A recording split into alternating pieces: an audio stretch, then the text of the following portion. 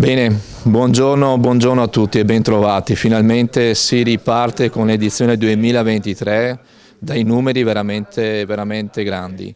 Dopo 2 anni di pausa forzata riprendiamo con il Carnevale, con un'edizione corposa, con addirittura 28 eventi programmati in calendario tra sfilate e appuntamenti per i bambini e le famiglie.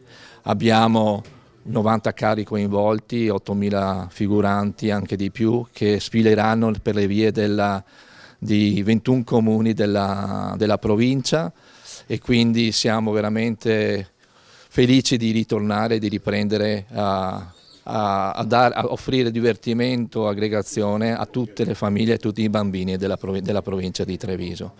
Sfileranno anche tante scuole di vari comuni, da Pieve del Grappa, dove appunto questo weekend ci sarà la sfilata.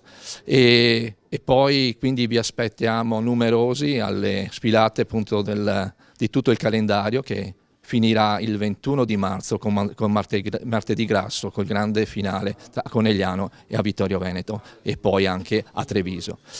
Bene, vi aspettiamo per questo fine settimana con 4 appuntamenti, questa sera a Nervesa della Battaglia, per poi anche domani Pieve del Grappa, a Susegana e a Carbonera. Buon divertimento! Quest'anno finalmente si riparte veramente in pieno, ripartiamo con le sfilate, ma non dimentichiamo gli eventi per bambini. Quindi nei weekend che ci porteranno dritti fino a Martedì Grasso avremo anche 6-7 eventi per famiglie e bambini, che coinvolgeranno alcuni dei comuni che hanno dato adesione. Partiamo domenica con Pieve del Grappa e poi corriamo fino alle grandi sfilate, ai grossi weekend, anzi grassi weekend di Conegliano, Vittorio Veneto e Treviso. Quindi ripartiamo non solo con i carri, ma andiamo direttamente con i bambini per giocare insieme a loro.